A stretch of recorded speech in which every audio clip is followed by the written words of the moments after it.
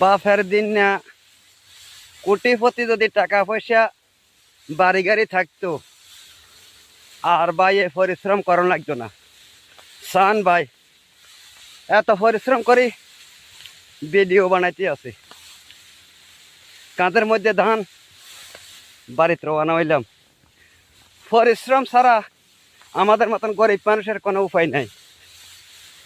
যদি আপনাদের ভালো লাগে, এই পরিশ্রমকে যদি ভালোবাসেন, সকল মিলে একটু সাপোর্ট করবেন। প্রিয় বন্ধুরা, এই কাঁধের মধ্যে ধান অনেক পরিশ্রম করতে আছি,